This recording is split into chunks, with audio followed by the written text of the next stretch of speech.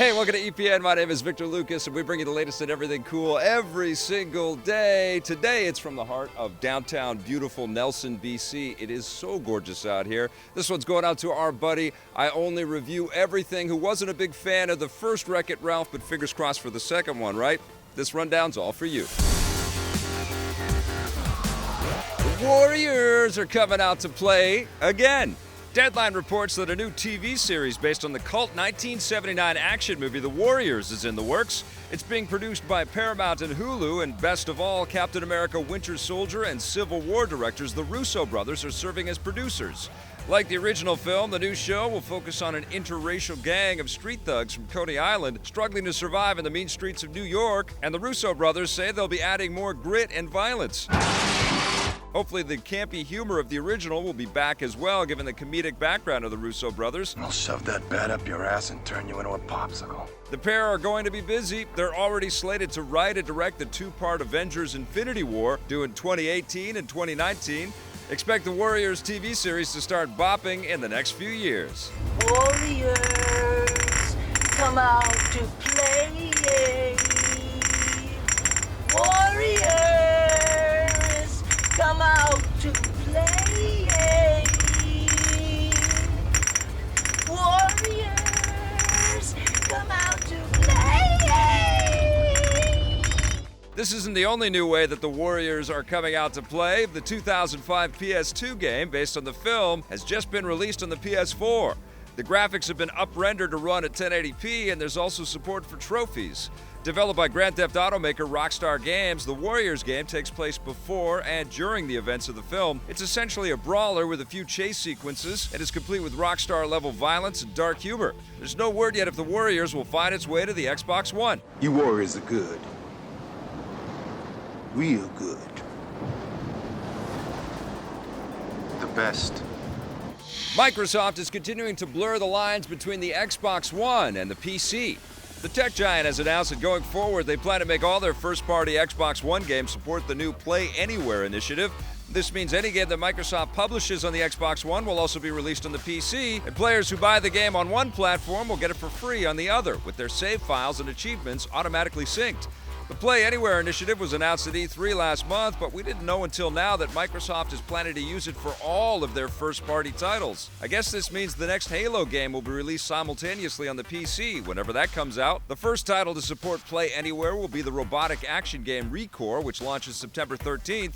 Forza Horizon 3, Halo Wars 2, and Gears of War 4 will follow soon after that. And Microsoft is planning to let you fight with more of their iconic video game characters. A recent survey released online asks fans what new crossover characters they'd like to see in future updates for their fighting game, Killer Instinct. They include Joanna Dark from the Perfect Dark series, a genetically enhanced Crackdown agent, and the Covenant's own Brutes from the Halo universe. All of them seem like sensible additions, given that Microsoft has already used other popular characters like Halo's Arbiter and Rash from Battletoads. The new Killer Instinct is currently in its third season. Hopefully we'll get a fourth one next year. Disney and Pixar aren't planning to crank out sequels forever.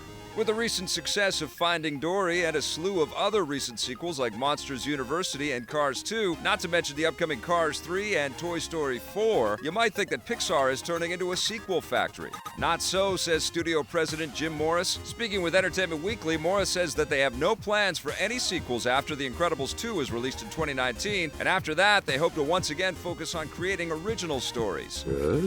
Good. No, Bob, that's bad. What? This seems like it might be a mixed blessing for fans. Pixar's talent for creating memorable stories and characters is what makes them popular in the first place, but it also means that we want to see more of the characters that we love. Squirrel! It's also a troubling proposition for Pixar's parent company, Disney, given that Pixar's recent original films, like The Good Dinosaur and Inside Out, haven't done as well financially as their sequels. What do you think? Should Pixar keep cranking out sequels, or should they focus on more original films? Let us know in the comments below. And not every animated adventure is for kids. The bloody Japanese anime series Attack on Titan is set to return for a second season, premiering in spring 2017.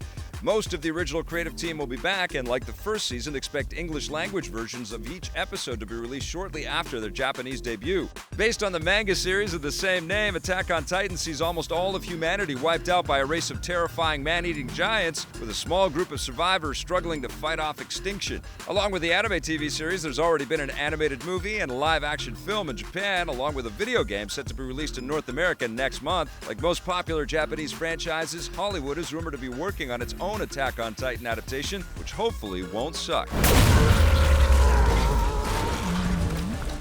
NASA's Juno probe has successfully entered orbit around Jupiter.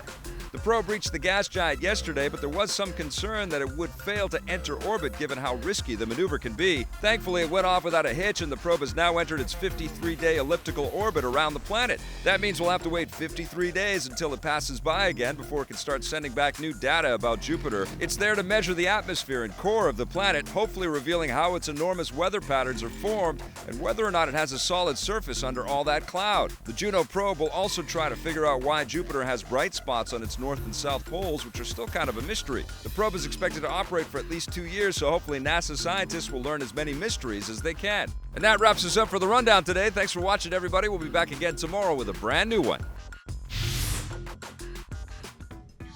Hey, thanks for checking out that video on our EPN channel. It's just one small part of the things that we make around here. So if you liked it, don't forget to check out some of our other vids and hit that subscribe button.